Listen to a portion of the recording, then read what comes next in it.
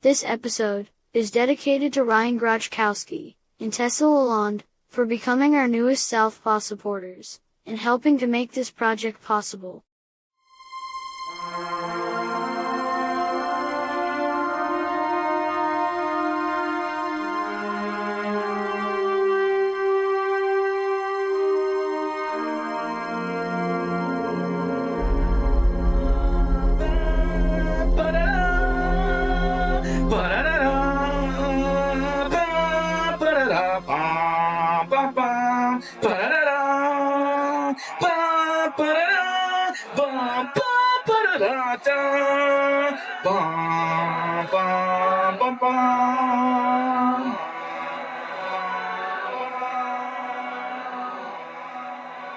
Permission to board your brains. It's Southpaw Deep Space 9.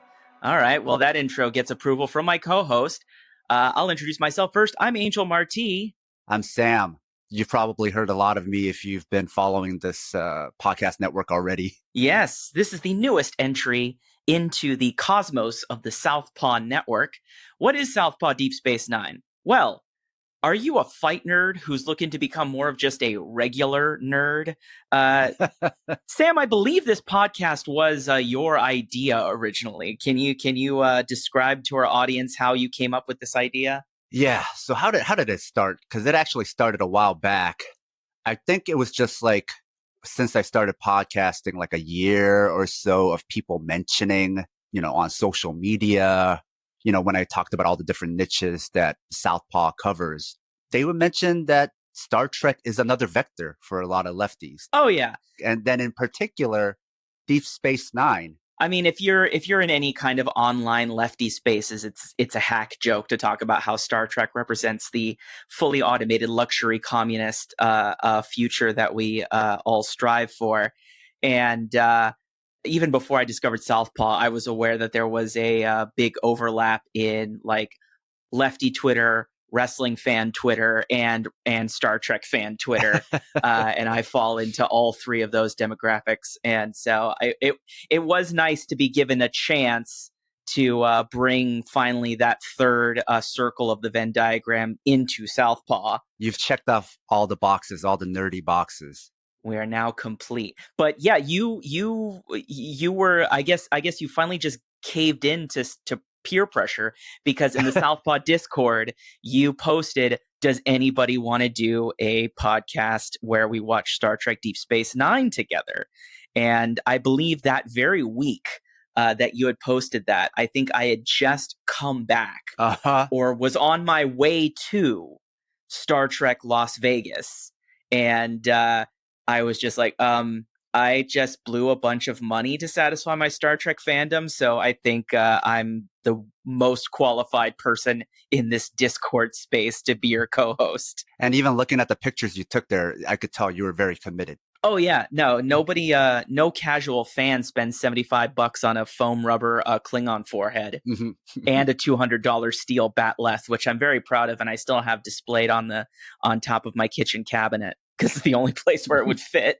I can't even say it's peer pressure. I think a lot of people listening right now, maybe they're listening to this and watching the show along with us because, like me, they were lost when they would see these kind of Star Trek, not only Star Trek, but in particular Deep Space Nine memes and jokes, and you just weren't getting it. And so, like many of us on the left, you end up watching some anime or some TV show or Deep Space Nine just to get the jokes. Yeah, and it is interesting because I feel like I have met sort of a foreign species to me, a strange civilization of people who aren't already like deeply culturally aware of Star Trek, or at the very least they're aware of it, but they're not as knowledgeable about it. So I guess for my full bona fides, I have been a Star Trek fan like most of my adult life, even before I was fully politically radicalized. I mean, Wednesday night used to be my favorite night of the week when I was in middle school because I'm mostly like my mom was the main vector for Star Trek fandom, and Wednesday night was sort of our special bonding night because that would be when you would get a new episode of Babylon 5 at 6 on TNT, then on UPN starting at, I believe it was 8 o'clock was Voyager, and then 9 o'clock was Deep Space Nine. So there was some overlap between the two shows. Oh yeah, well I mean yeah, we'll go into this later, but yeah, Deep Space Nine and Voyager were on at the same time for a good chunk of both of their existences, and it was basically like when Deep Space Nine ended around the year 2000. That was like the only time. That was like the first time that there wasn't at least two Star Trek shows on at the same time since the beginning of Deep Space Nine, because Deep Space Nine was on during the end of The Next Generation and then during the beginning of Voyager. That explains the confusion a lot of people have where they combine the two shows into one show. That is true. Even like watching this, I was like, wait, where's the other woman? Where's the other captain? There is sort of there are various eras of the Star Trek timeline. I think that, like, as far as like creative blocks of like aesthetically and creatively similar chunks of media, which is like you have the original series era, which was when it was on TV from 1966 to 1969. That's the era with Kirk and Spock. That's very short. Yeah, no, the I guess, again, I guess not everybody is familiar with the expansive nature of the whole 55-year history of the franchise. Star Trek was one of the first major shows that was like not that popular in its time, and then through cult followings gained like a larger prominence in the greater pop culture sphere through the sheer force of that dedication. Like Star Trek basically invented the science fiction convention, because, you know, Star Trek was it was on the air from 66 to 69, 3 seasons. It was almost canceled after its second season, and that's when it was saved by a letter writing campaign from fans.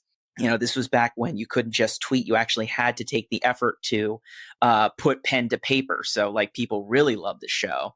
And then, you know, after around the third season, enough of a fan base like sort of coalesced that there started to be these in-person conventions. And there was an animated series that was, I believe it was 72 to 73, but that one's always been sort of like or was it 72 to 74? The animated series was basically a continuation of the original series, but it was always, until very recently in the Paramount Plus era, it was sort of like semi-ignored, and like the canonicity of it sort of was put into question after, like, I'm making air quotes, proper live action sequels were made. But then I think Star Trek really started to solidify into the franchise that we know it today when the movies started being made, which the first one was in 1979. That was Star Trek: The Motion Picture. And then there were 4 more. There was 4 more: Star Trek II, The Wrath of Khan, Star Trek III, The Search for Spock, Star Trek IV, The Voyage Home. That came out in 1986, and then it was in 1987 that we finally got the first sequel television series, which was Star Trek: The Next Generation, which ran from 1987 to 1994. Were the movies initially like, I know number 2, Wrath of Khan, was a huge hit, and it's almost like it has a special place not just in Star Trek world, but in cinematic history. It's known as having one of the best villains and all that. Oh yeah, Wrath of Khan is like one of the few Star Trek movies that I would like be safe saying in front of non-Star Trek fans that it's legitimately a good movie. But what about the first movie? Was that popular? Yes, to answer your question, short question answer to the question, yes, it was. But so the long answer is that, you know, as much as we try to like depict Star Trek and Star Wars fandom as like being like opposing factions, really Star Trek owes a lot to Star Wars and also 2001: A Space Odyssey, because there had been some attempts to do another Star Trek live action show like in the 70s.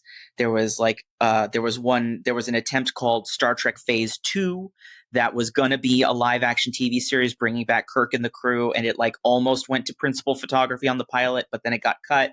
Because like, there, again, after the series cancellation in 1969, there was like a growth, like the tapes got traded and circulated, and these fan conventions happened that actually allowed the popularity of the series to grow sort of post-mortem. And so there was a rising demand for Star Trek to come back in some capacity or another, but Paramount was loath to be convinced of like how it should be done, because there was different talks about maybe doing TV movies and then doing another TV series and then a motion picture. And what really set things in motion was Star Wars coming out in 1977 and like making blockbuster science fiction movies like the thing for studios to do. Because you had 2001: A Space Odyssey, you had Star Wars, and then Paramount Pictures goes, we need a space movie. Do we have a space franchise? We've got Star Trek. Let's make a Star Trek movie. And so it really, Star Trek benefited from just being in the right place at the right time when it was ready for science fiction to take this kind of front and center position in the pop culture consciousness that it really hadn't previously. Because, Star Trek when it was on TV in the 60s was unique in that it was not like for kids solely. It was like more of an adult, cerebral kind of thing. But, I think it's safe to say, in the large scope of pop culture history, that Star Wars sort of made like sci-fi fantasy stuff like very much like mainstream popular entertainment. So it really did set a table for Star Trek to, assume the place that it has now as like, okay, within the larger sphere of sci-fi fantasy entertainment that is seen as like a legitimate mainstream genre, now you have like the more cerebral, adult-oriented Star Trek to have filled that niche.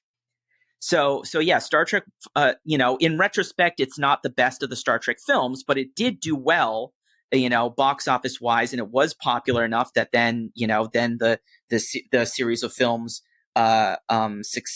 proceeded from there, and they were all very successful enough that, that basically Star Trek: The Next Generation wouldn't have happened if the movies didn't do well. I've noticed on TV and even cable, oftentimes they'll start with Wrath of Khan. So for a long time, I thought that was the first movie. Yeah, here's the thing. So the first movie is, number one, it's basically a giant episode of the TV show because the script is based on a script that was originally written for Star Trek Phase 2 called, I think the original script was called In Thy Image, which was about,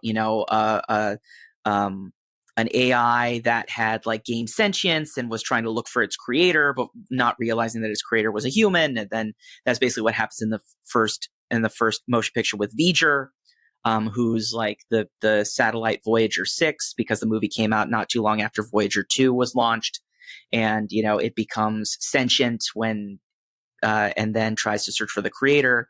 And then it realizes that that creator is, are humans.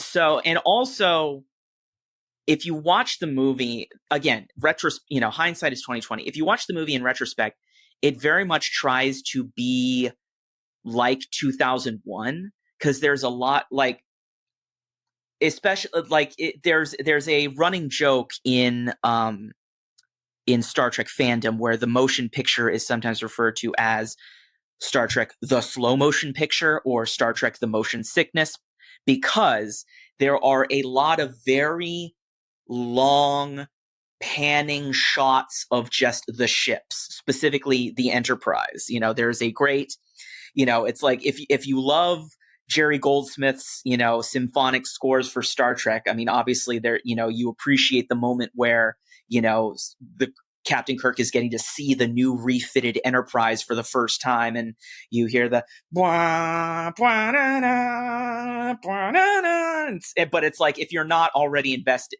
if you're not into that, you're just like, okay, I get it. I see the ship. You can stop showing me the ship.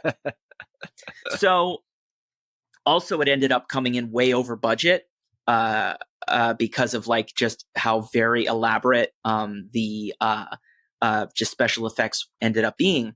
And so Star Trek 2 number one, they hired in this guy, Nicholas Meyer, to be the writer, who I think really made some of the best changes, I think, to the franchise during his tenure working on a lot of the early TOS era movies. And then he actually ended up returning to the series as a consultant for the first season of Discovery in 2016, but that comes later.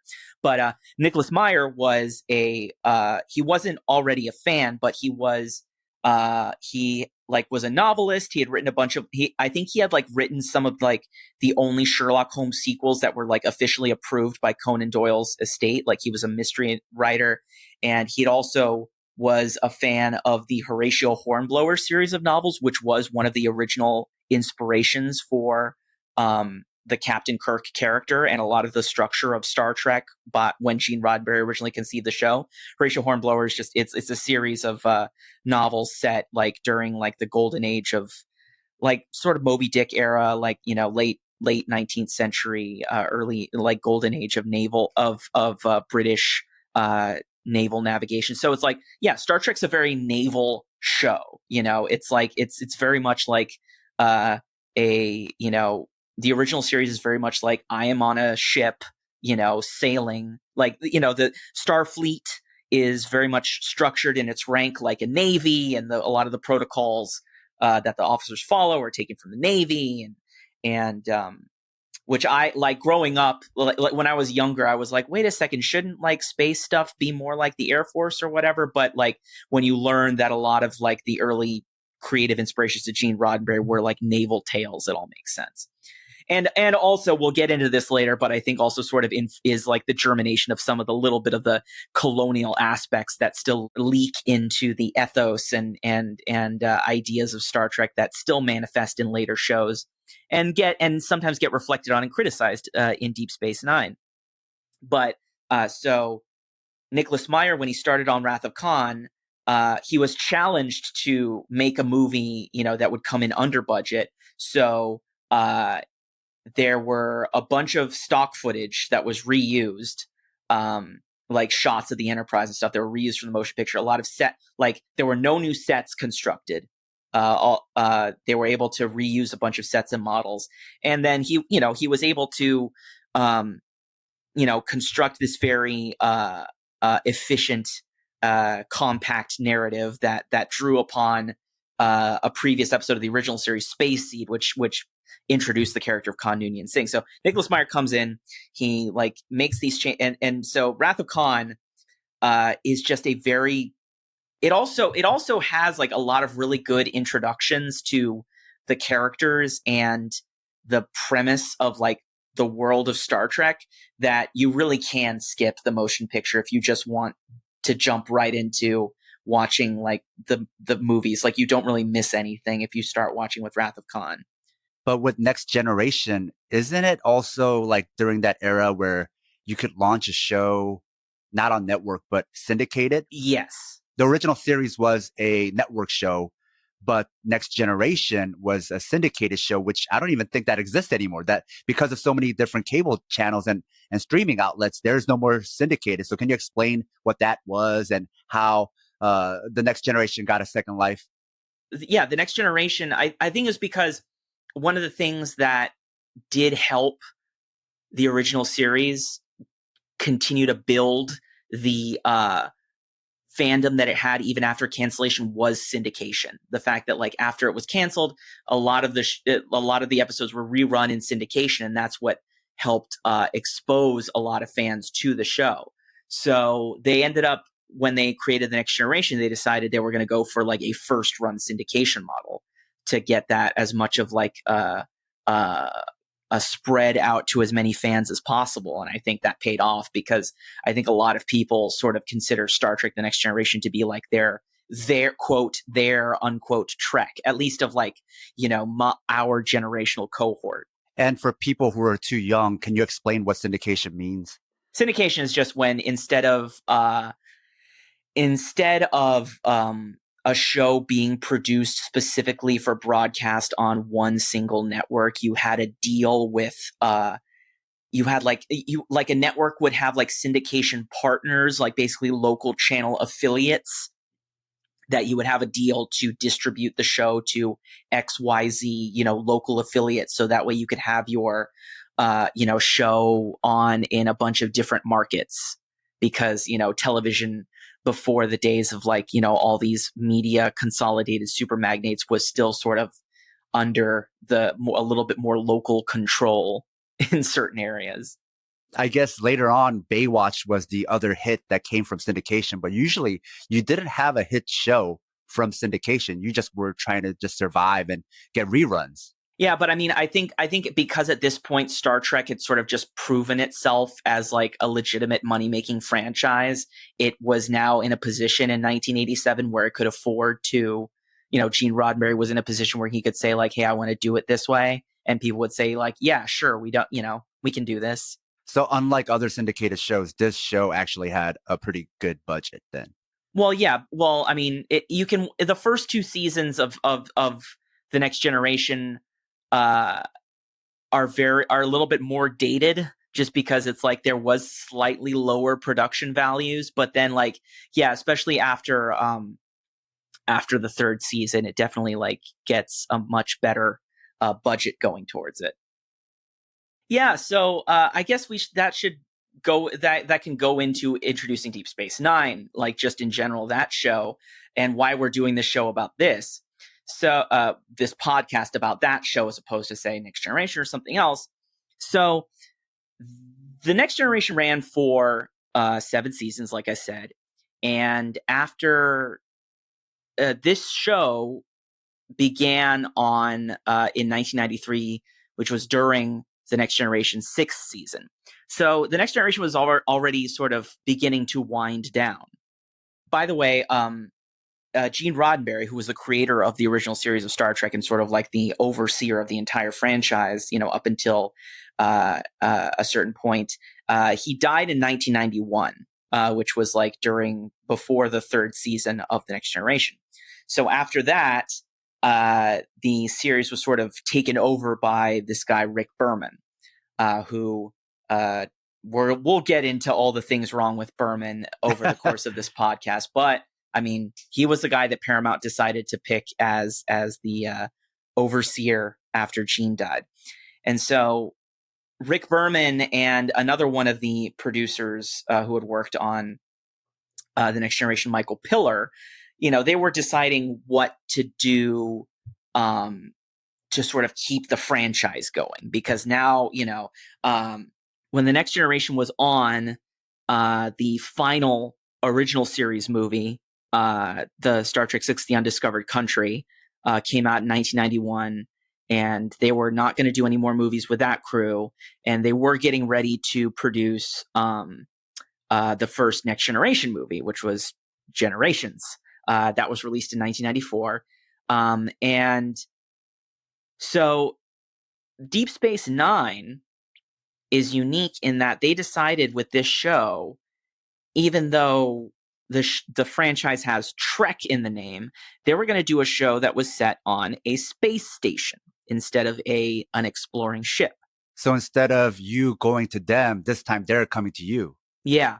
Well, I think, again, if we want to, so let's say, we have the original series was pitched to NBC as a, quote, wagon train to the stars, and Wagon Train is the name of an old Western show about a wagon train going through the American West. And so instead of having a show be about the wagon train, you have a show about a fort.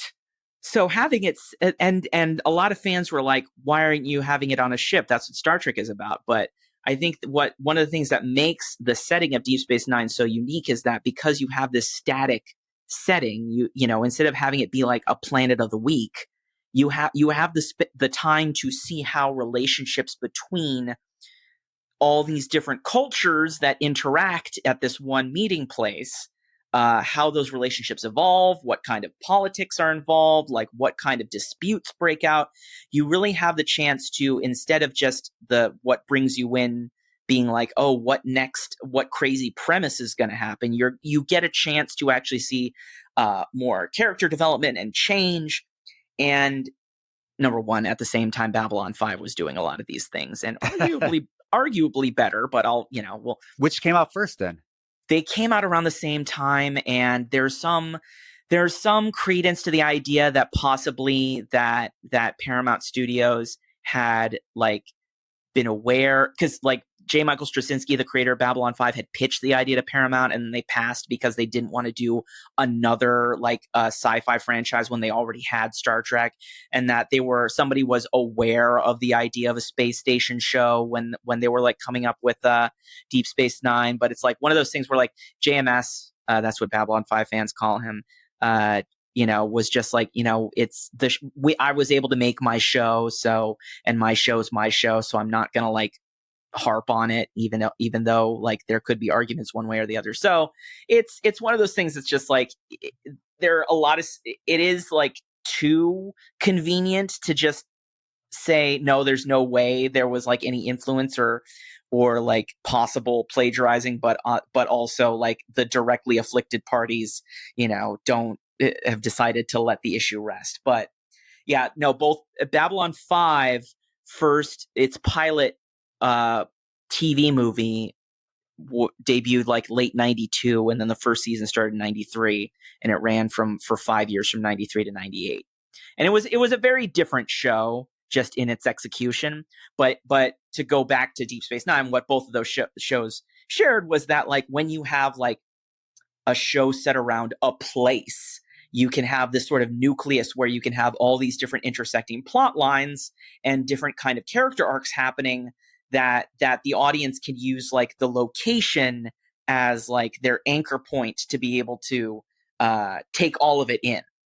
And I think the shift from shows that were very much like Planet of the Week or like, Monster of the Week, that were sort of de rigueur in the like, 80s and early 90s.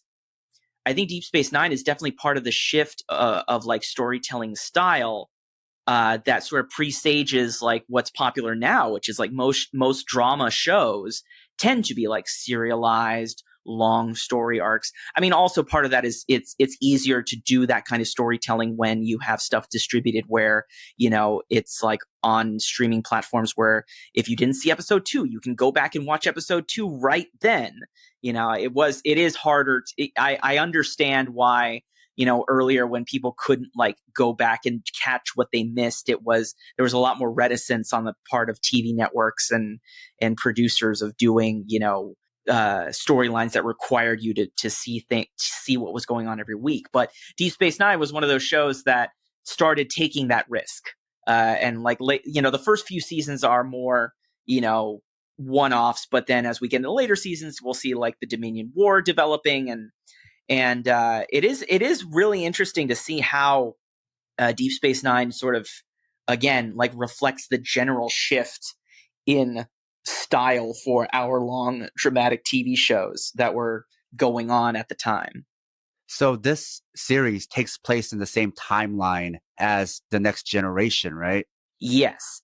As a recap for anybody who might not be aware, the original series takes place during the 23rd century, and then the Next Generation is supposed to take place 75 years after the events of the original series, so it's in the 24th century. And basically every show after the Next Generation up until the prequel series Enterprise was set in the 24th century, so TNG, Deep Space Nine, and Voyager sort of collectively referred to as like the TNG era, when describing like, stories set in a particular era of the Star Trek universe. Like people might talk about like TOS, they might talk about like Enterprise. Enterprise is a prequel series that takes place in the 22nd century. So you might like say if you're doing like a Star Trek role-playing game, you might say like, okay, this is set during, TNG era or TOS era or Enterprise era or whatever. Here's the thing, because the Next Generation at the time was still very much like, episodic, one-offs, and Deep Space Nine was going in the direction of more overarching things.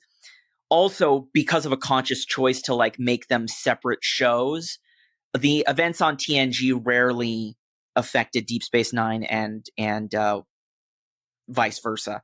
And then also the same thing would happen with Voyager, and that's kind of why they deliberately set Voyager in a completely different quadrant of the galaxy, because they wanted to make sure that, even though they were all set, within the same franchise, that they all had like their own sort of character and differences. So there's there are some occasional crossover episodes, but like sometimes there will be a seed for something that is set in TNG that is then built in Deep Space Nine. But like there's no like it's not like, in Marvel Comics where it's like Spider-Man will reference something that happened in Thor, 2 months ago.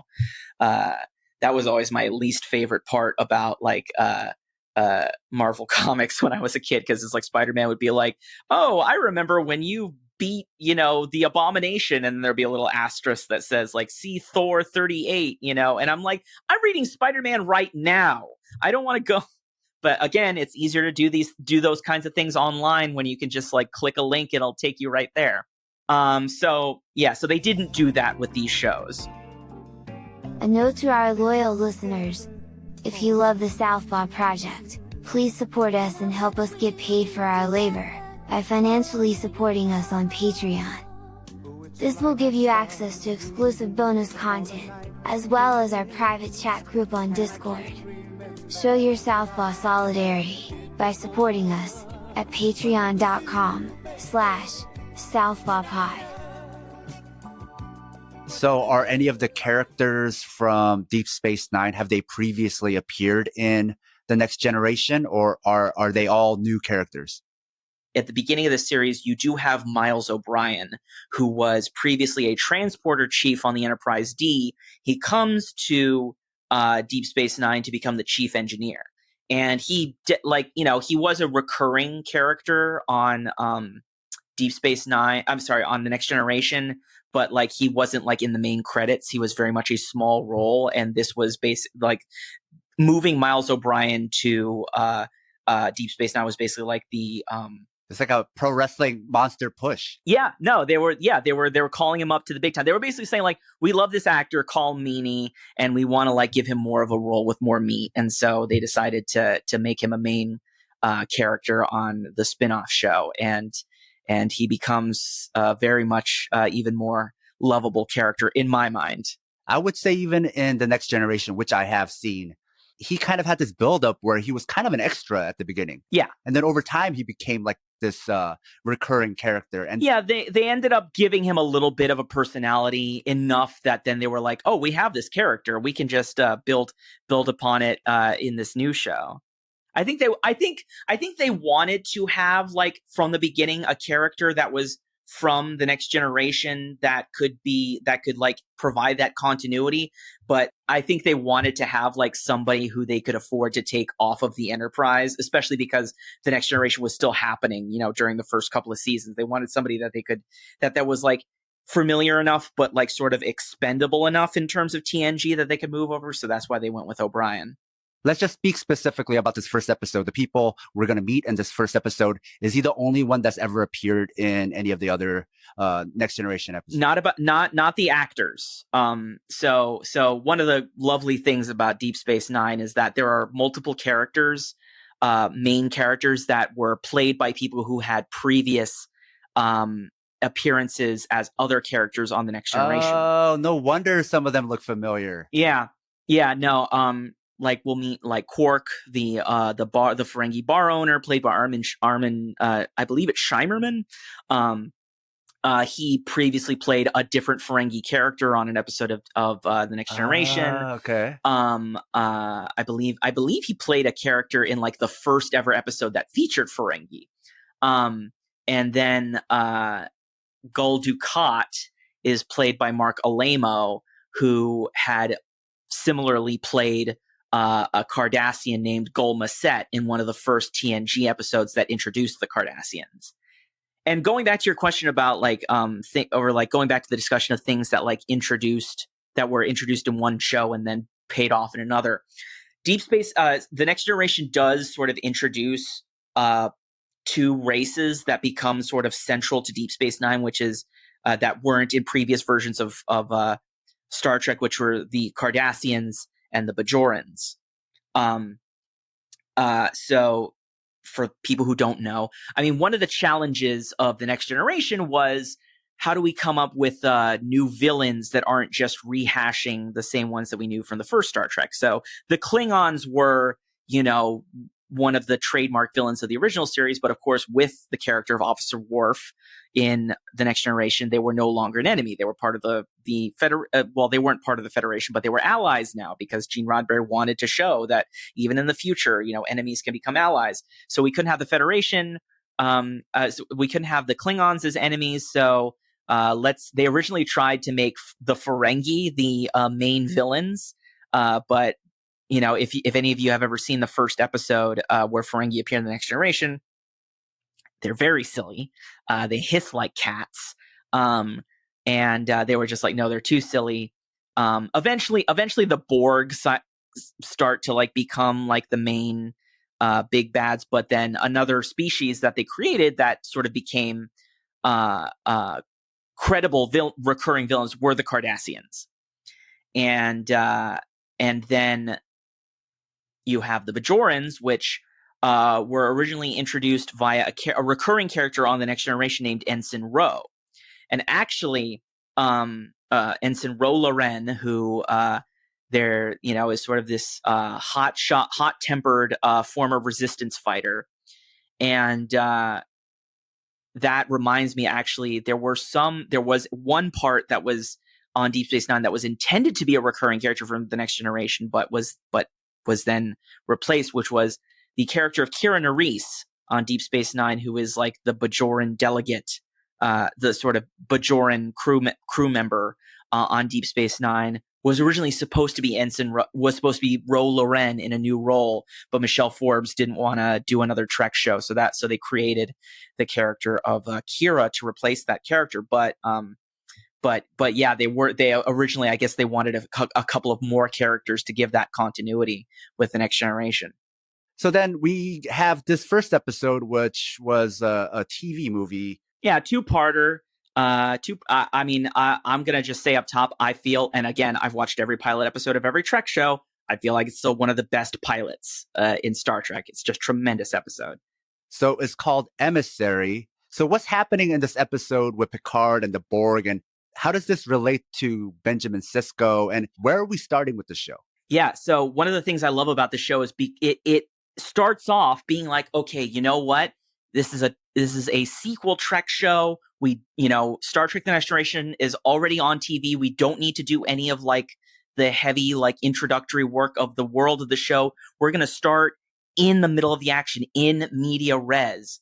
And so we start with what is known as the Battle of Wolf 359, which is a battle between a Borg cube fleet and Starfleet vessels.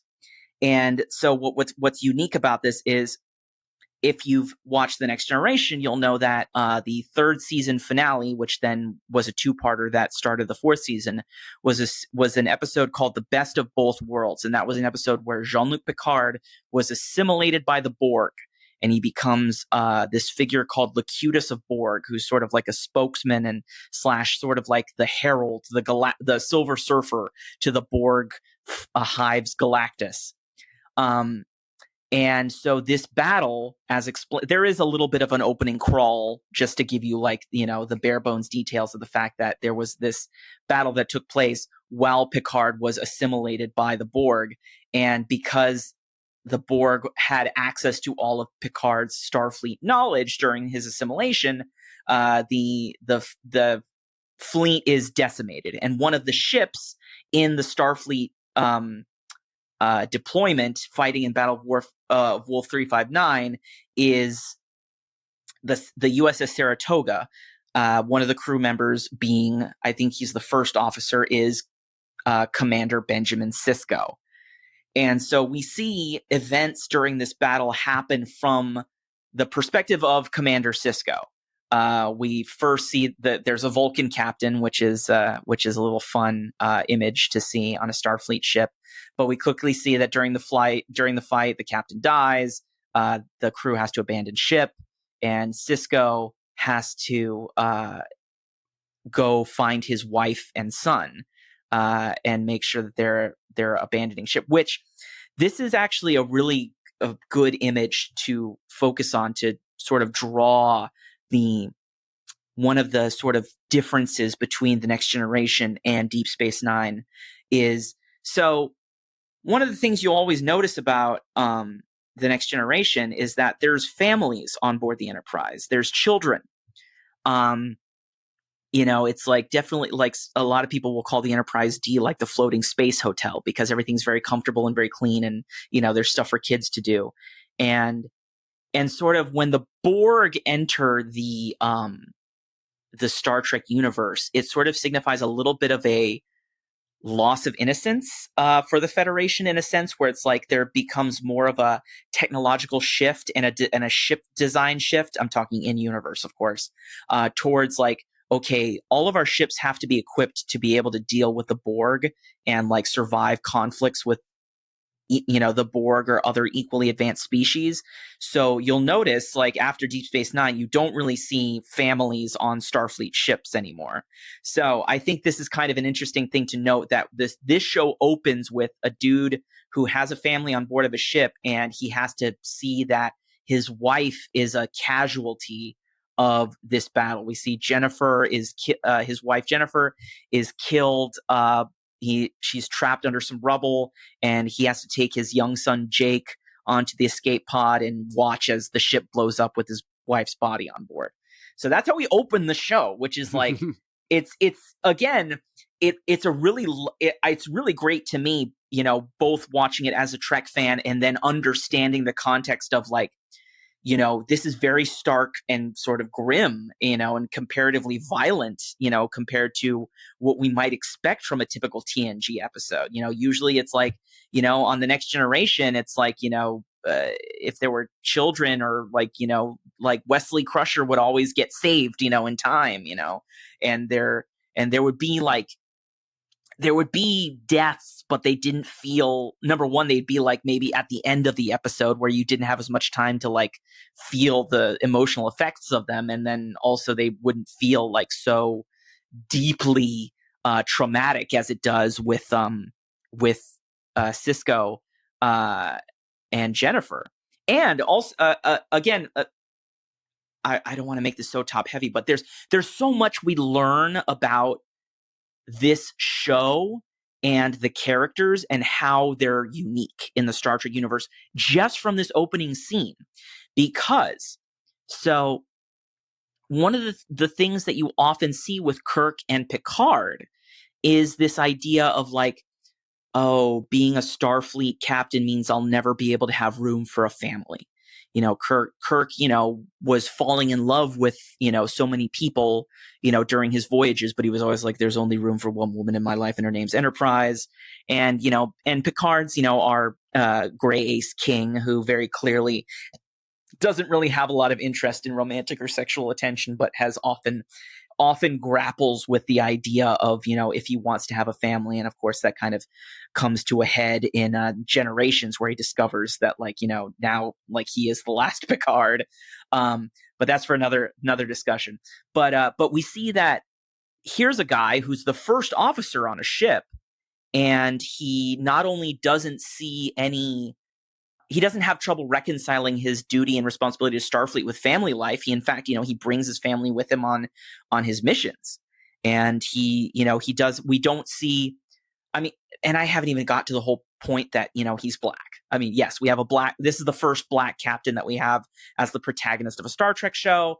And he's a single father, and he's present for his kids. So again, so much like is just pumped right into like the cold open of this pilot, that it just like is so it like even now, like and I've seen this so many times before, just talking about it now, I just feel genuinely impressed with the achievement of this episode as far as like what it did in terms of being different from what was on most TV at the time, and also just being different from what Trek had been doing up to that point. We have a show that we have right now, like just if you're watching this episode, before you even like get to the main title sequence, you're like, this is a Star Trek show where we've got like black single dad, then you've got like serious, like long-lasting contemplation of the long-lasting effects of like death and trauma. And we've got like serious war. Like shit is going down on like welcome to deep Star Trek Deep Space Nine. This is the show where shit goes down. So I'm watching this with fresh eyes. I think what I'm bringing to this is that I'm not watching it from the Star Trek canon, which might give a different perspective. I'm familiar with, a little bit with the Next Generation and the original series, right? I think because it was so short, I think a lot of people ended up just watching the whole thing, maybe not in sequence, but just through reruns, right? Oh yeah, that was like one of the first things I did when pandemic started was just, all right, I'm going to binge through all 3 seasons of the original series. So one of the things I noticed with, not just with this show, but right after that scene, I think early in the episode, we see Sisko with his son Jake in the holodeck. And from my eyes, having done, a lot of political topics and analysis for this podcast network anyway, it probably reads different for me, because what I see here is a continuation of a convention that I've seen in Star Trek period. The original series didn't have a holodeck, right? This started with the Next Generation, right? Yeah. So throughout the Next Generation, the convention that started there was to use the holodeck to visit a place in the American past. And that continued in the first scene of the holodeck in this, where it's this idyllic American past. So it's interesting to me that despite being a future without borders, it's still very U.S. centric. And I don't know if this is like an unconscious bias of the writers, but it's still mythologizing the American past. I mean, even later on, we have a baseball scene, but it's like crossing of the color lines, where it's like all white racist baseball, and then these two, and there's no like real commentary about it, but they're the only 2 black people there. We will get some really good explicit racial commentary in Deep Space Nine later on, just so you know. But this is still a trenchant observation of how it's treated in the non-explicitly racial episodes. Yeah, that one seemed more intentional, whereas with the fishing scene and other scenes I've seen throughout the series about how the holodeck has been used, not this series, but Next Generation, it is this unconscious thing of course you would go to the Wild West, or of course you would go to some Victorian time or Europe or whatever, right? It is this very like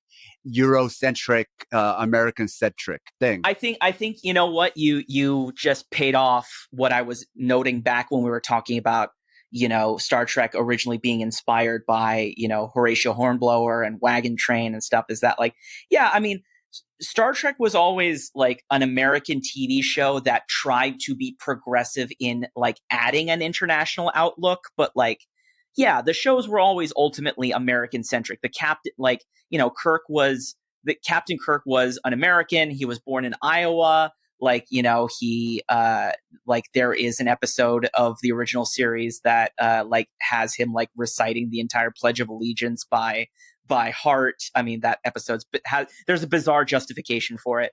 But, it was like one of the risky things about the Next Generation was that, you had, the captain was, French, and he was played by an Englishman. But you had Riker there, who was like the, he was from Alaska. So again, with a very like rugged outdoorsy background, and very much like bringing the American swagger, at the leadership position. And yeah, Sisko he's American from Louisiana. That also adds a nice little bit of pun not intended, but I'll go with it, color to his character, the Louisiana background, and it comes up in different places. But you're spot on in that they're absolutely, I mean, it's still an American show made primarily for an American audience, and reflects that, Yeah. Even the language, right? I mean, obviously, since it's for American viewers, everybody's going to be speaking English, but it's a very refined English, right? It's like in the future. Yeah, they do refer to, they talk about speaking Federation standard, which is, in other shows, but like in other Star Trek shows, but I think it is, there've always been sort of like muddled ideas of like, okay, is everybody speaking their native language and being processed through the universal translator, or does everybody learn to speak, but again, that's because it's like it's hard to come up with an in-universe explanation for this sort of attitude that, yeah, like English is the default. Yeah. And I'm wondering, this is doing a little bit of analysis of the writers themselves, right? Of Star Trek writers. But, especially the original series, I think it was a very pro-American show, even though it was in space. And then Next Generation tried to move further away. And this show seems to try to move even further away. But there is this unconscious thing of like, elitism equals like a certain type of English. English should sound a certain way, right? Which I think that was an unconscious choice where, reflects maybe the writer's own biases. Because also that Star Trek definitely has a lot of its inspiration in the theater, and a lot of Star Trek actors have a lot of history before and after Trek of doing Shakespeare and a lot of classical theater, like Shatner himself had I believe he had like toured extensively with like the Canadian Shakespeare Company before doing Trek, and then Patrick Stewart was known as a Shakespearean actor before doing Trek, to the point that some of his theater compatriots were like thinking that he was sort of sullying himself by doing popular television. And then Avery Brooks, who plays Sisko, actually also had a pretty long history of doing Shakespeare, and now he's like he's an acting teacher at a university, but I forgot if he teaches specifically like acting for the stage or for the screen, but he was like a very accomplished stage actor. So yeah, so that's a good observation that, yeah, there's a bit of like a flowery stage theater kind of effect to a lot of dialogue. Yeah, I think a lot of young people might not remember this stereotype, but there was this idea going back to what you were talking about earlier about what was happening during that time with 2001 and Star Wars, this idea of Brits in space, that in space there's only British people, or at least people who seem British adjacent were in space. So even speaking to your whole like idea of like Federation English and whatever. To be fair, the Brits were evil in Star Wars, so they at least got that part right.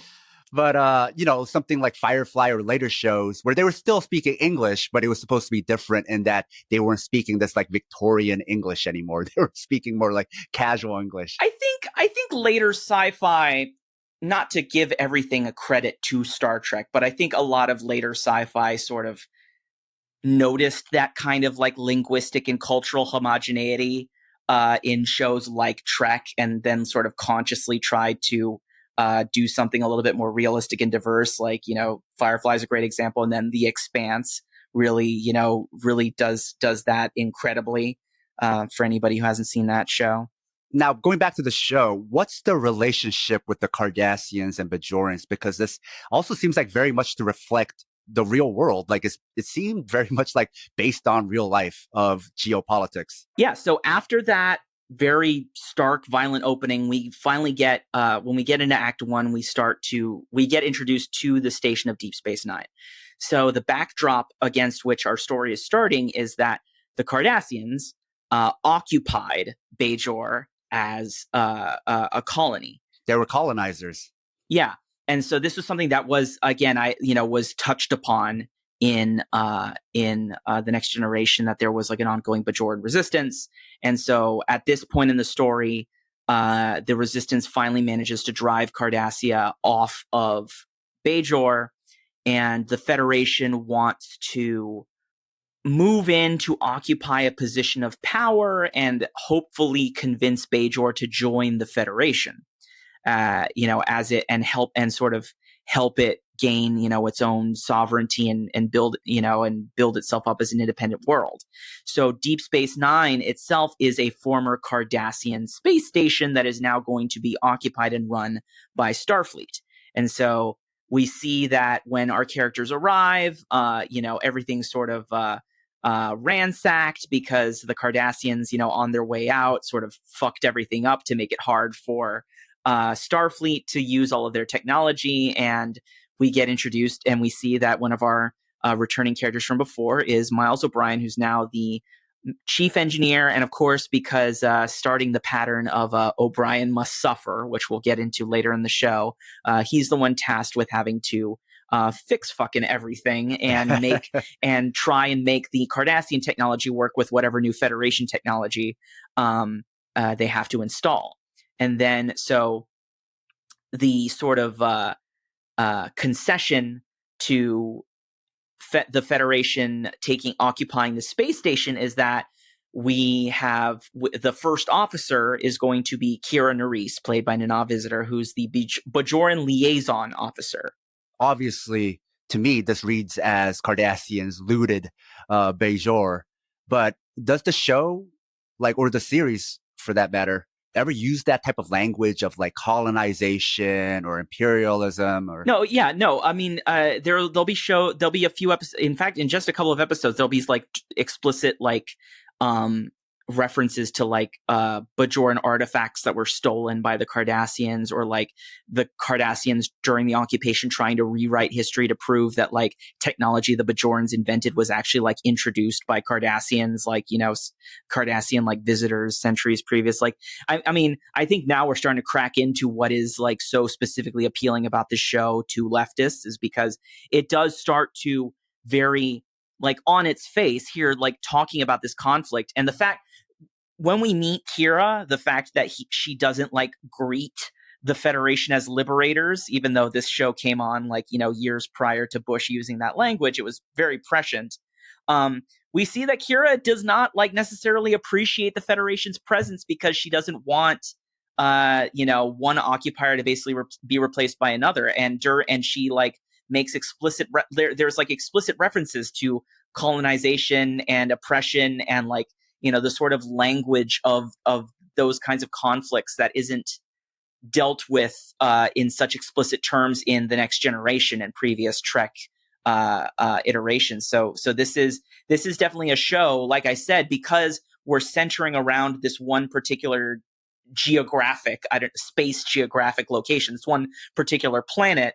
We really do get to delve more into the politics of continuing cultural and political developments and interactions, the way that that the actual trekking shows didn't get a chance to do. I think what socialists also like about the show is to something you brought up earlier about being a station. And so that creates a different dynamic, right? Because like you said, instead of a wagon going to different places, it's these different people coming to you. But what that also does is, from a decolonization standpoint, right? It's instead of the previous shows where it was object subject, right? Where it was these subjects who have subjectivity going and observing these objects, because you're at a station and they're residents here and they're visiting you. It's more of a subject dynamic. Yeah, absolutely. So then people, or these different species, they get more fleshed out. They're no longer flat. Even with the Ferengi, who were just this one-dimensional joke, they actually become humanized. We finally get a show where these alien species start to get humanized. No, absolutely. And so after we are introduced to Kira, we are then introduced to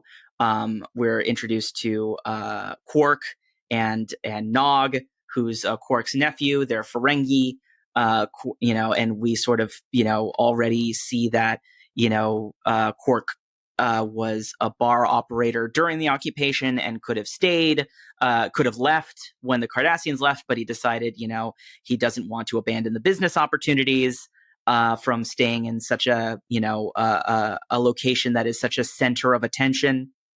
And yeah, like you said, I think Deep Space Nine really does a great job of fleshing out a lot of these characters that were just sort of one-shot jokes, more or less, or just one note devices in the Next Generation. And so we'll see much more of Quark, in the rest of the show. But his introduction is, he's somebody who's sort of the black market capitalist, basically, on this station. And then Odo, who's the chief security officer, he's a changeling. He's a shapeshifter. We haven't seen a changeling in previous Star Trek incarnations. We saw in Star Trek VI, The Undiscovered Country, a shapeshifting species called Cameloids, but we had never seen one like Odo before. And so there's a lot of like in the act 1 of the episode, we just see like, oh, there's a whole new crew of like new people that aren't just like, okay, here's like the Kirk surrogate, here's the chief medical, here's the McCoy surrogate. It's like, it's not going to be as, by the numbers plug and play as like the transition from TOS to the Next Generation might be seen by some people. If you love the Southpaw Project, please support us and help us get paid for our labor, by financially supporting us on Patreon. It'll help us supplement the cost of running this project, the incredible time and energy we put into it 7 days a week. And you'll be giving us some breathing room, not only to juggle Southpaw with our day jobs, but also to expand Southpaw into other areas. Show your Southpaw solidarity, by supporting us, at patreon.com/southpawpod. Another change I noticed is with the Federation, where in the Next Generation, and even in the original series, they very much came off like the UN, right? Whereas in this show, at least in the first episode, they seem more like America, right? Even like what you were saying with Kira, not seeing them as the liberators. It does seem like, no. In one way, they could seem like the UN, and in other ways, they look a lot more like America. The funny thing about it is common to compare the Federation to the UN, but the main difference is that the Federation is functionally a state. Like, it has a president. You are if you live on a Federation member world, you are a citizen of the United Federation of Planets. Like, it actually it is a governmental body that has like power. Like, it's not like the UN in that it's just sort of like a deliberative body that really nobody actually has to like listen to what they say. It's like if you join the Federation, I mean, it is a little bit more nuanced in that there is an attempt to make sure that different member worlds have their sovereign, independence like respected, but there is like the Federation can act like the way that a nation state would act in, modern world politics. Yeah, the mechanics is probably very different from America per se, but at least in this first episode, and maybe going forward, as far as power dynamic, it seems to resemble America more. I mean, also the Federation has like, a military, unlike the UN. Starfleet is the military of the United Federation of Planets. It's not the Earth military. It's not the Vulcan military. It's not, the Andorian or Tellarite. It is the Federation military, or, exploratory wing, whatever. I got to stop rehashing this argument every time it comes up, but we'll just, for the sake of this show, especially, we can just say it's the military. Okay. I mean, I'm sure as we go forward with more episodes, it'll get more fleshed out as we have examples from the show to bring up, right? I mean, also, like, again, like I said, because like in universe, like post the first encounters with the Borg, we do see more of a militarization of Starfleet away from more of a scientific, exploratory function. Okay. So yeah, it does make sense on this show that, yeah, the Federation feels and acts a little bit more like America, and that Starfleet acts more like a military. So it's like a post-Borg Federation, kind of like a post-9/11 America, Yeah, no, I mean, they're definitely like in the actual post 9/11 Star Trek shows, there are much more obvious 9/11 allegories, but like it is interesting, like that you're right. That is kind of like a very it is kind of prescient in that way. I mean, we can also say that it's prescient, and then we can also say that like a lot of the things that we thought sort of were popping off after 9/11 were already happening, in the cultural political zeitgeist, we're already going on, and shows like this that were sort of meant to be commentary like are proof of that shit like that was already happening. Because this was post First Gulf War, at the very least. So then what is the official relationship between the Federation and the Bajoran Provisional Government? So basically it's like, Bajor is like a protectorate of the Federation. I mean, it's like the Federation has agreed to like respect Bajor's, sovereign authority and not like try to actually exert any sort of authority over Bajor, but it's like they will be like there to sort of protect against further Cardassian incursion or any other, powers that might try to take advantage of the situation. That's, it's one of those things where it's like, yes, on the surface it seems, like a good thing, but, Kira is naturally suspicious, and that invites the audience to be suspicious about, what could be bad about that situation. Later on, we have this line about the wilderness and frontier by Dr. Bashir and about the natives, right? And then Kira pushes back. Basically, she doesn't say it, but implying he's a settler, like kind of an adventurous, right? I think she kind of says it pretty explicitly. Yeah, no, I think that scene in particular, so it's like Bashir's first coming on the station, and he's talking to Kira, and he expresses like all of this excitement to be like doing, in his words, real frontier medicine. and Kira's just like, hey, we're like actual people and not just your science experiment. I wonder if it's a diss at Dr. Quinn, which might have been on at the same time. You know what? I didn't even think about that, but that is possibly like, I wouldn't discount that. I didn't even think about that. That's a really good that's a really good remark to make. But yeah, that's another scene that shows that like, hey, this is going to be a show that sort of interrogates some of our preconceived notions about like, the Federation and its mission, and what happens when you just try to like bring, peace and freedom, quote unquote, to other civilized, when you try to, quote, explore strange new worlds. And I got a nerd question for you now. There was a scene in Quark's bar where they're gambling, and it seems like that is what it is. It's a gambling establishment. So there seemed to be something that looked like money. It looked like gold bars. Yes. Gold pressed latinum. So there is gold. There is money in this world. Yes. Well, here's the thing.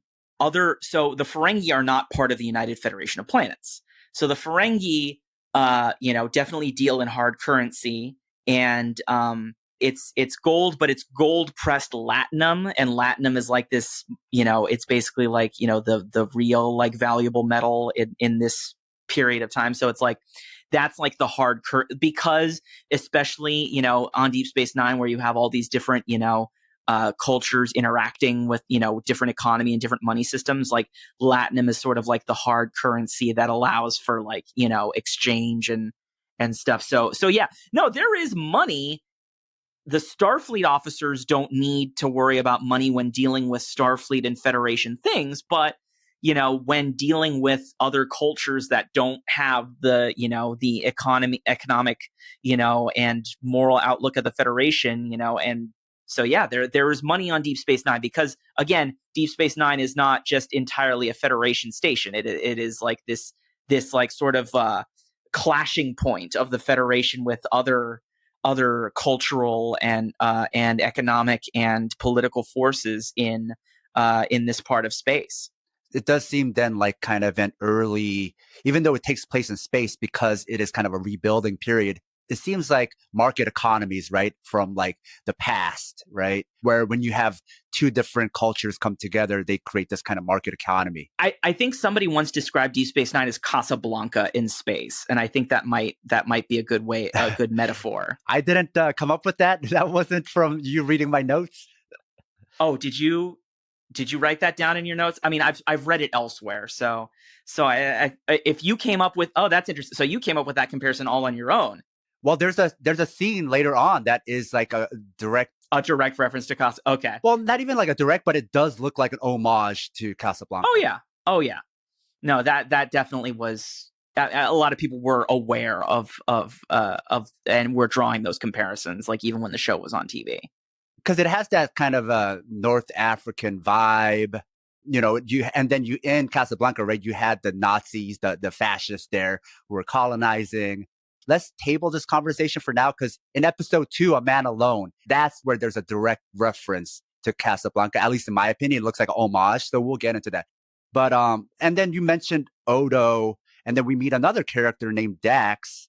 Can you tell us a little bit about Dax and what are Trills? So Trills are a species that was introduced in The Next Generation previously. They are a symbiotic species where there's Trill humanoids, and then there's two different sort of subspecies of Trill. There's the Trill humanoids and the Trill symbionts.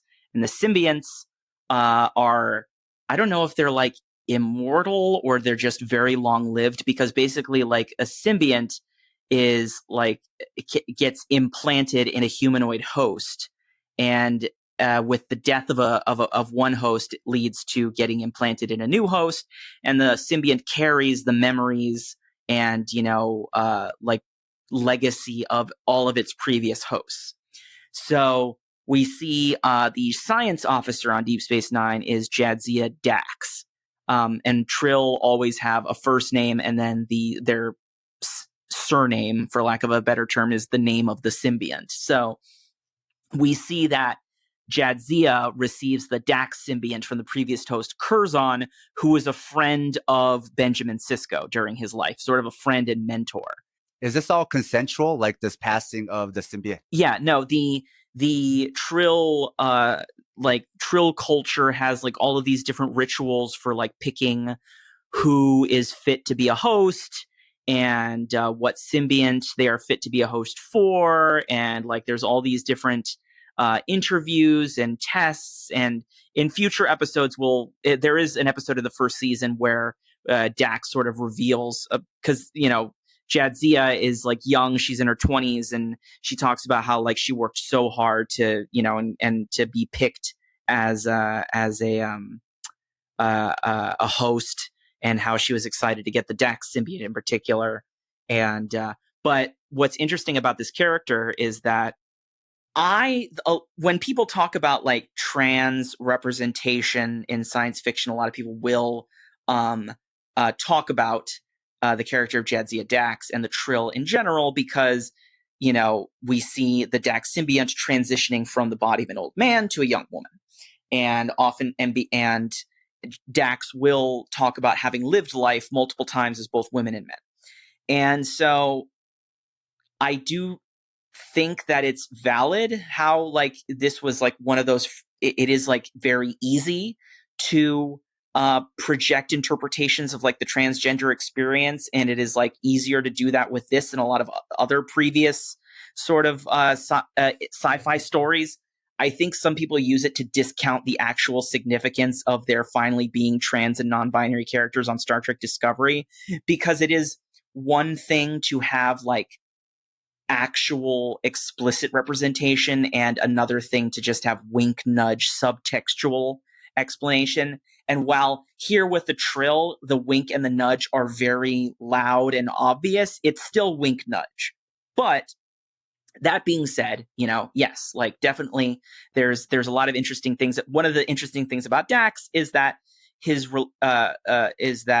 Jadzia's relationship to Sisko is going to be, as with Sisko very much accepts Dax, like having been friends with Curzon, the previous host, and being aware of how Trills work, is very much willing to accept that Curzon is there in one way or another, and often teasingly refers to Jadzia as old man. But also there's has to grapple with the fact that like, Jadzia is a younger woman, a lower ranked officer under his command. And so there's times where like she will offer like advice and counsel, but then like there's like Sisko has to balance, how to take that. But again, this is like one of those things, this is another species, just like the Bajorans, the Cardassians, and the Ferengi that like get sort of used as like a premise of the week in TNG, but now we get to explore much more fully, and subsequent Star Trek incarnations definitely benefit. All of the subsequent depictions of all of these species in other Star Trek works like definitely owe like so much and owe a lot to what Deep Space Nine does to specifically flesh these characters out and these species out. Yeah, I don't want to read too much into like what you were saying into what Dax represents. Let's just say with Dax and even with Odo, they represent new elements in the Star Trek canon, and then they're able to ask different questions, or they bring new things to the show. Like with Odo, I think there's even a line where he explicitly says that he has been passing, right? This idea of passing. So I think both of them in different ways raise questions about identity and gender. And in the first episode, they kind of get into it a little bit in just introducing their characters, but I'm sure this is something that the show and the series explores more as they go on. And I'm sure if it was remade again, they would even go even further than they did when they made it back then. Well, I mean, like I said, I mean, well, with Discovery, you can see like now they're like starting to just like be able to explicitly say some of the things with some of their characters that were being, like I said, wink nudged. You know, there is a non-binary character who explicitly like says, you know, refer to me with they them pronouns, and like when there's a gay couple that actually uses the word gay, it's like they don't have to dance around things the way that, you know, I guess previous showrunners thought that Star Trek had to. But okay, originally the appeal of the location of Bajor and Deep Space Nine is just that, you know, new world that could potentially join the Federation, or, you know, just all these, it's, you know, it's in the middle of a lot of contentious borders of you know, of different stellar entities with contentious relations. But then there is this discovery with Sisko's arrival that there is a wormhole right next to Bajor that is the first recorded instance of a stable wormhole, as in like a wormhole that is like a stable tunnel in space that can be used back and forth. And it goes from the Alpha Quadrant, which is where in Star Trek stellar cartography, like none of this isn't like terms like alpha, beta, gamma, delta quadrant aren't really used by like NASA or anything. But for the sake of Star Trek, the galaxy is divided into 4 quadrants, and the Federation takes up mostly the Alpha Quadrant, with just the Federation is in the Alpha Quadrant. The Klingon Empire sort of stretches like right across the border into part of the Beta Quadrant. And like most of what happens in The Next Generation and TOS happens just within the Alpha Quadrant. And so and then Voyager takes place mostly in the Delta Quadrant, but the Bajoran wormhole goes from the Alpha Quadrant to diagonally across to the Gamma Quadrant.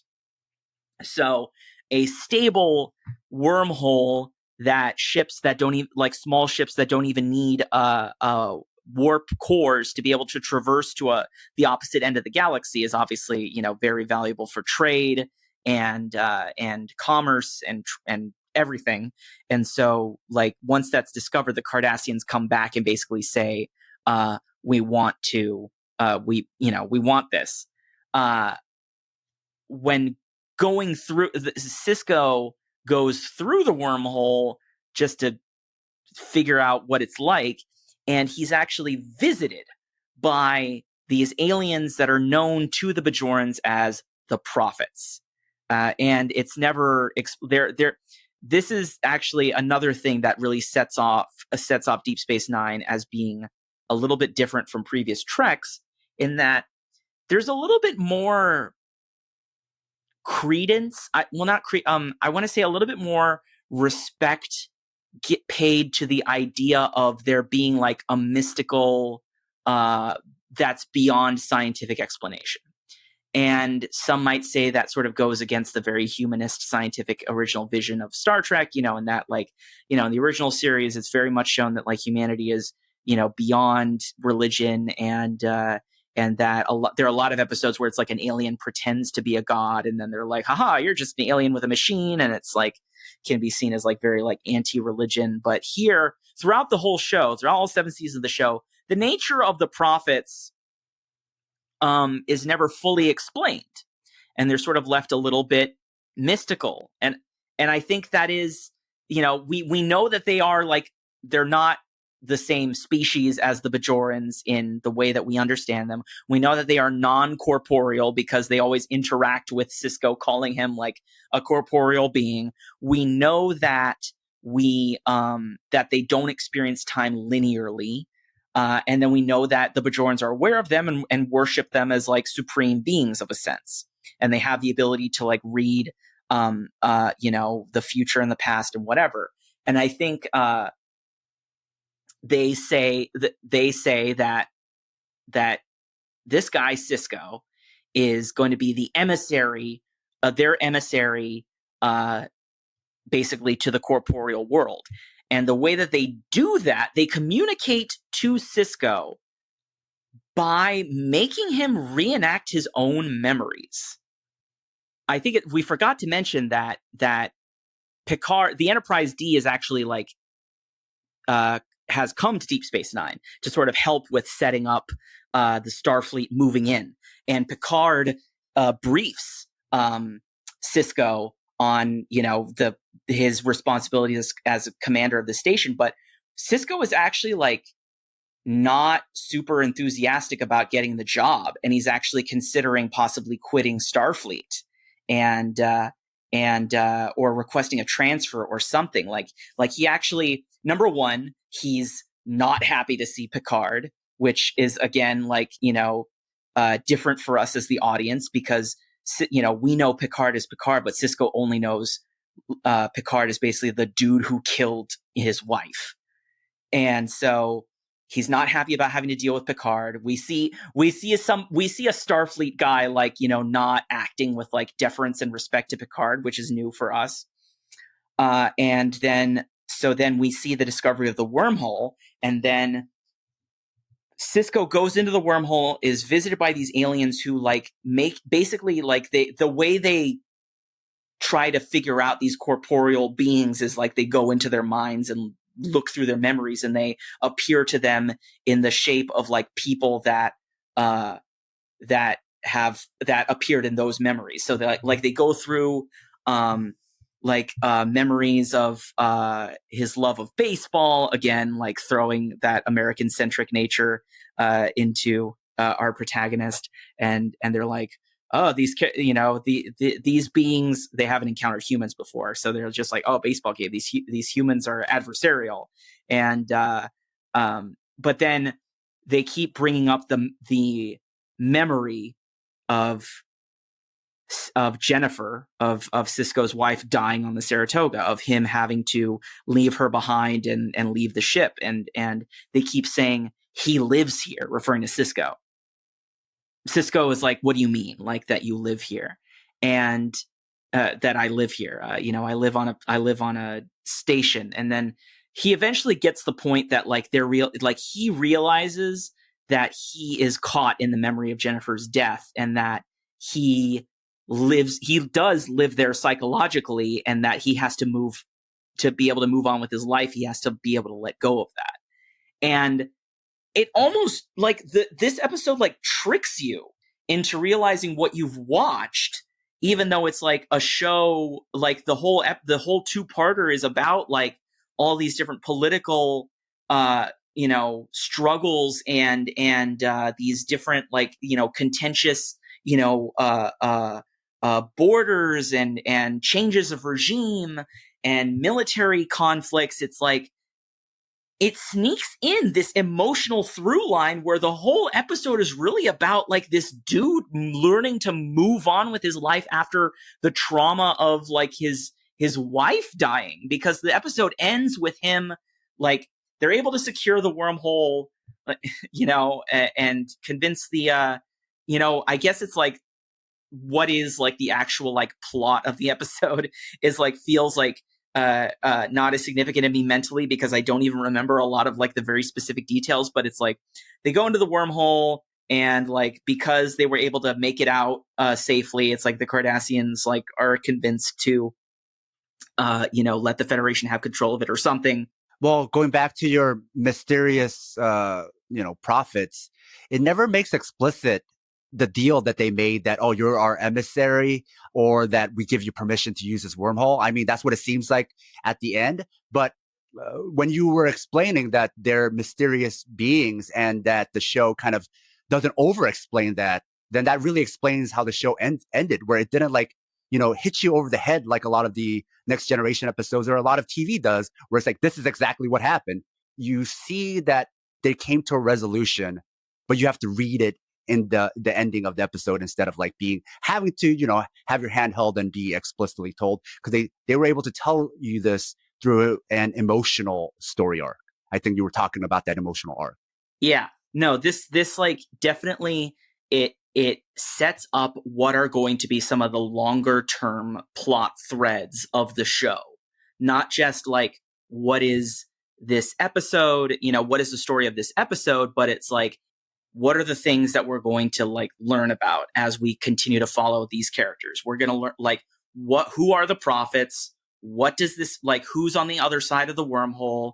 Like there are questions that are specifically set up.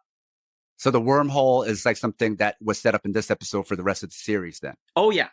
I mean, there's a reason why the opening titles like very pointedly like shows a ship flying into the wormhole, because the wormhole becomes like the wormhole and the prophets, are very central to a lot of the overall conflict of this show.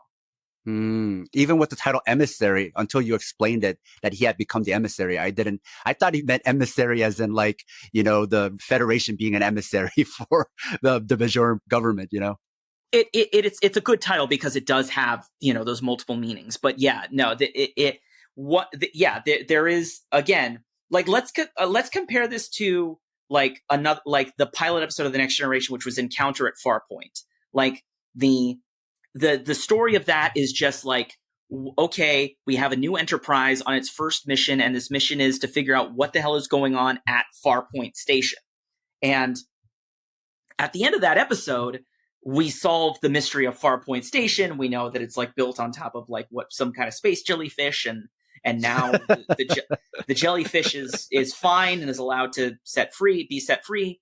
And like we know, like that's all solved, and it's just like all we have going on next is just like, okay, what's going to be the next mission of the Enterprise? But it's like it doesn't really plant very many like long-term questions about like, I mean, you could be like, okay, what's the deal with Wesley Crusher and how he's going to, relate to Picard because he's his dead dad's friend. But like with this show, it's like we definitely lay a lot of groundwork for overarching stories that we will want to see more of. That whole time that Sisko spent in the wormhole, that was like my favorite part of this episode, because it also like, not only did it have this emotional payoff from what we saw in the beginning, but also like it raised these philosophical questions, which some of it I'm sure were intentional from the writer's perspective as far as like sci-fi and, these ideas of time. But there was also this kind of like concept of time from a decolonial aspect, because they were talking about time as, this trying to understand this concept of linear time, which you mentioned earlier about they don't follow that. But that was interesting to me because Western conceptions of time had to be taught to the world so that the world could be civilized like the West, like England at the time. But here, their idea of linear time, or let's say GMT or Western time, is kind of backwards and a primitive way to view the world. So it's almost like the way that a lot of the indigenous world viewed time, as not linear, but more contextual, right? It seems more correct, right? Yeah, I even neglected to mention that before Sisko goes into the wormhole, he has a meeting with Kai Opaka, who's sort of like the supreme religious figure of the Bajoran people, who like notices that he has like an incredible strong pa, or like life energy. And so there is up front, we like are introduced to the Bajorans as being like a very different culture, and from a different culture from the Federation, Federation as surrogate for Euro-American culture, like you're saying, and more religious and more spiritual, but legitimate, in that like Sisko and the rest of the crew are like going to learn and respect a lot of different aspects of Bajoran culture and philosophy that are going to have bearing on like the plot of future episodes. And like, Kira is never like, Kira is going to be very much involved. And the audience is going to be very much involved in what role religion plays in the politics of Bajor. like Kai Opaka, the position of Kai is going to be very focal to a lot of plots. So I think this is another one of the ways where it's like, again, because the Bajorans are going to like be like a constant on this show, and not just we'll talk about them like in the C plot of an episode once in a while. It's like this show, you know, like I think you've really caught, like really does like try to throw into starker relief how certain things are very much cultural concepts, and yeah, that like perspectives on even things like time can be different, you know, from species to species. I mean, even going back to what you just brought up reminded me of how Cisco was trying to relate to that idea of Pog, and with what was the character's name? Kai Opaka? Yeah, Kai Opaka.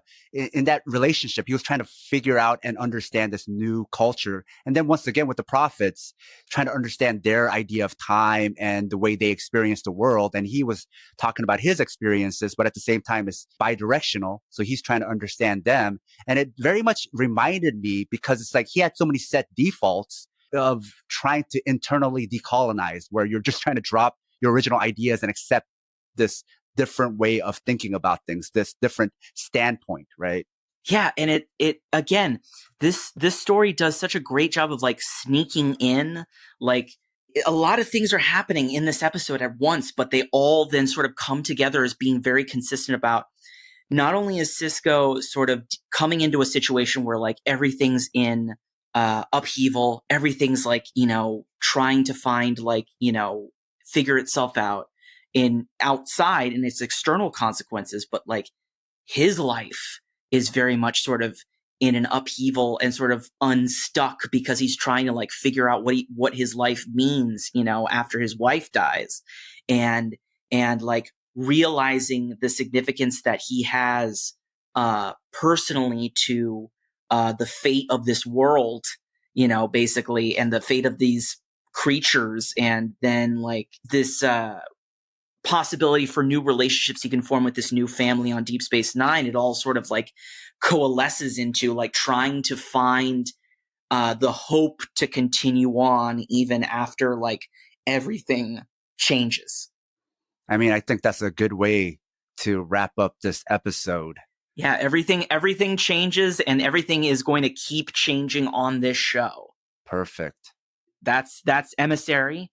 And so if you liked this episode and you haven't listened to other shows on the Southpaw Podcast Network, definitely check out the other shows. We've got Southpaw Classic. I think this is what we should call it at this point, like a Coca-Cola Classic. We've got Southpaw, which is specifically about mixed martial arts and combat sports, and a sub-series of that is Fight Study, where we talk about, where Sam and his guests talk specifically about recent specific events and matches.